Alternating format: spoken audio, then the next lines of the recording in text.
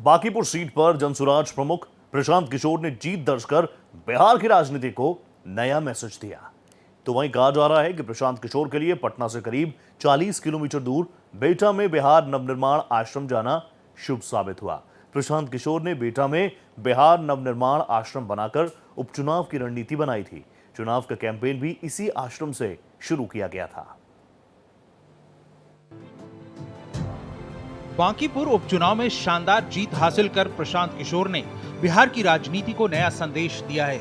इस जीत से संदेश साफ है, बिहार की राजनीति करवट लेना चाह रही है।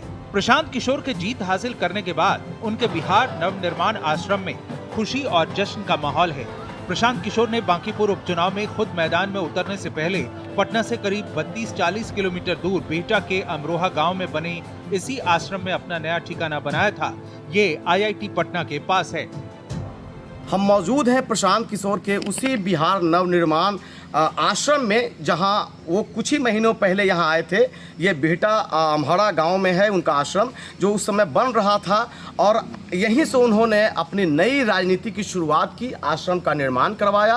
अब यहां के लोग जो हैं वो यह मान रहे हैं कि प्रशांत किशोर की जीत में इस मिट्टी का अहम योगदान है। यहाँ आश्रम निर्माण के बाद उन्हें जीत मिली है। ये जो सफलता उनको मिली है आश्रम बनने के बाद, वो यहीं से मिली है। इसके पहले पटना के अलग अलग जगहों पर उन्होंने अपना बसेरा बनाया था।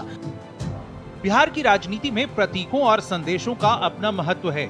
ऐसे में प्रशांत किशोर के समर्थकों का मानना है कि इस आश्रम में शिफ्ट होना जनसुराज के लिए शुभ साबित हुआ।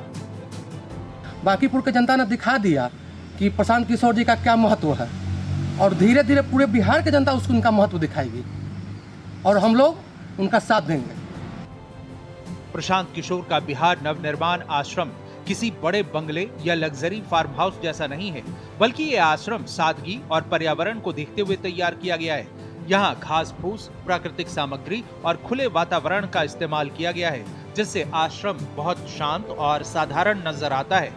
पटना के बाहरी इलाके बिहटा के अमरोहा गांव में ये आश्रम लगभग 20 बीघे में फैला हुआ है। प्रशांत किशोर ने बांकीपुर उपचुनाव की रणनीति इसी आश्रम में बनाई थी।